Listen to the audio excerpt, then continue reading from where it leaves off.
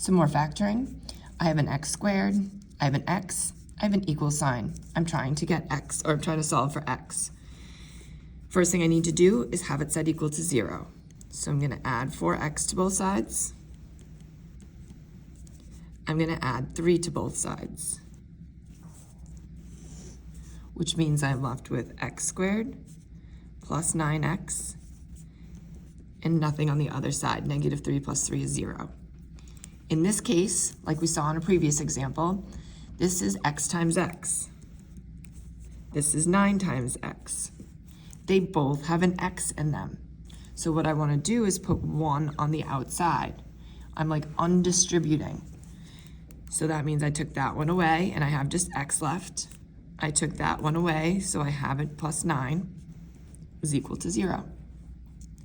Now I can see that x can be 0 or negative 9. Here I have an x squared, and I have an x, and I have an equal sign. Get everything to one side, set it equal to 0. So subtract 3x from both sides. Subtract 4 from both sides. Ooh, squeeze it in there. So I have 2x squared minus 7x minus 4 is equal to 0. Uh-oh, my leading coefficient is not 1. It's a 2 this time. So what I need to do is multiply my first term and my last term together. 2 and negative 4 is going to be negative 8. I'm looking for things that multiply to negative 8 and add to negative 7, which is going to be negative 8 and positive 1. I want to choose how to set these up. That's why I like to list them out here. Do I want the 8 going with the 2 or the 4? Really, this one doesn't matter to me, so I'll just do it in the order that I wrote it down. So we still have that 2x squared. Then I'm going to have negative 8x. Then I'm going to have plus positive 1x. And I have that minus 4. You can write the 1 in there. You don't need it. We are going to factor by grouping. So I'm putting these two together. I'm putting these two together. And I'm going to factor out or divide out the biggest things that I can. So between the numbers 2 and 8, I can take out a number 2. They're both divisible by 2. X squared and x, I can take out an x. So what am I left with?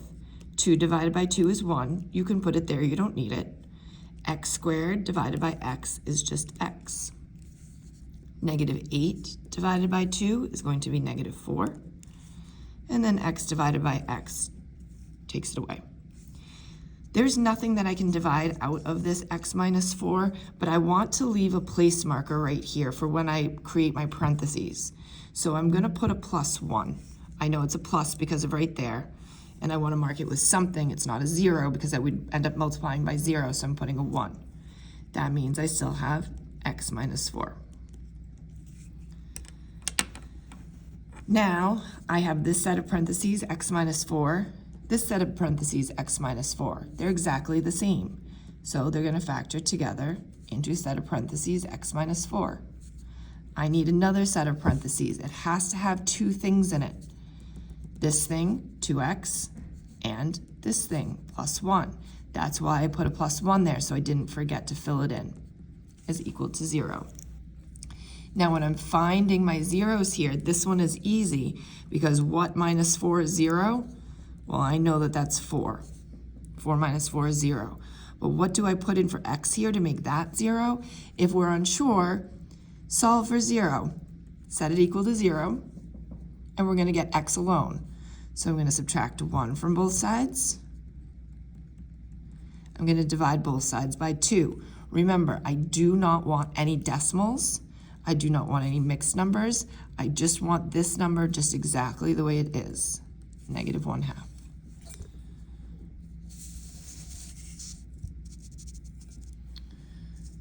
Okay, x squared and x equal sign.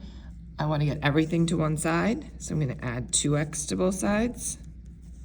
I'm going to add 5 to both sides. So I'm going to have 4x squared minus 4x minus 3 is equal to 0. My leading coefficient is not 1, it is 4. So I'm multiplying 4 and negative 3 together, which is going to give me negative 12. I'm looking for things that will multiply to negative 12 and add to negative 4. I see that to be negative 6 and positive 2. Now, if I were doing this myself, I would definitely pair up the 2 and the 4 and the 6 and the 3.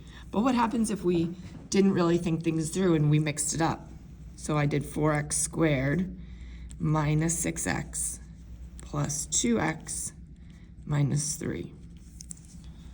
I would not normally do it this way. I would reverse these two, but just so you can see another example, that it will come out exactly the same. So I'm putting these two together, I'm putting these two together. Now when I factor or divide out what I can, I have to look at these numbers. I can't just take out the smallest one. I can't just put a 4 on the outside. I have to look at 4 and negative 6 and think, what can I divide into both of those? What's the greatest common factor? And that's going to be a 2. I'm also going to take out an x. Then I have to actually do this division. So 4 divided by 2 is 2, and I still have an x. Negative 6 divided by 2 is going to be negative 3, and the x goes away.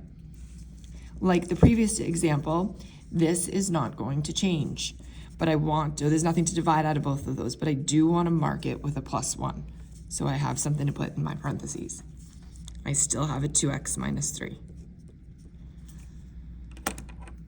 My parentheses match. That means I did something correct. So 2x minus 3 goes in one set. Everything on the outside, the 2x and the +1, goes in the other set. I want to set these equal to 0. So 2x minus 3 is equal to 0. We're going to add 3 to both sides. We're going to divide both sides by 2. I don't want a mixed number. I don't want a decimal. So just leave it just like that. Just do not stick it in your calculator. And then this ends up being negative 1/2. Oh, that one we did already on the previous example. All right, these you want to pay special attention to because we don't have a ton of examples from class. So I would pause the video and try to solve the next 3 on your own before you see how I do it. First thing I'm going to do here, this is when we do reverse PEMDAS, is that I want to get rid of my addition subtraction, which is that 23. So I'm going to subtract 23 from both sides.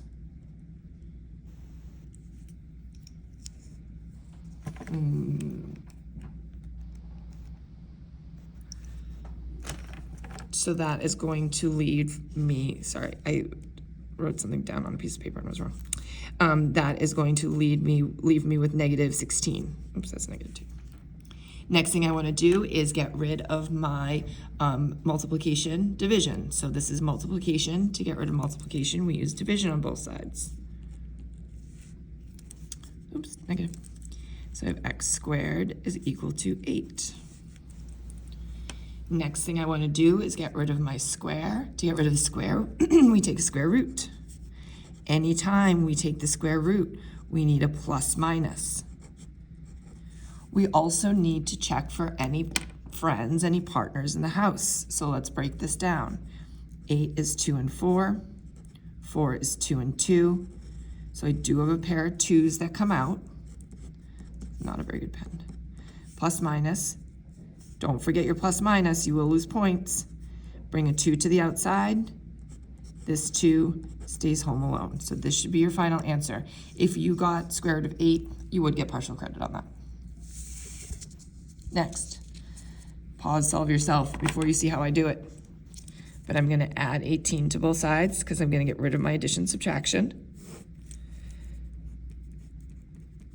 Everything else stays the same.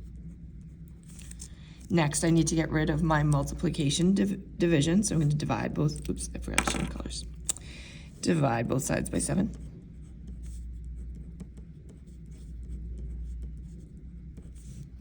Now I can't touch what's inside my parentheses until I release it from that square.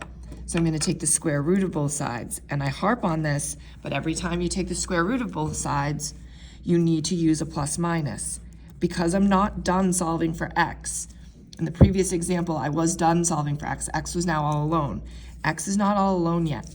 So when I take the square root of this 4, I'm going to list out both the positive 2 and the negative 2, because it's both of these. And then when I continue to solve for x by adding 4 to both sides, I'm going to add it to both of these. So x could either be 6 or x could be 2. You can test that by plugging in for x and see if you get 10 as an answer. I think you will. And last example, this one is different than the previous one. We are going to be subtracting 2 from both sides to get rid of our addition subtraction.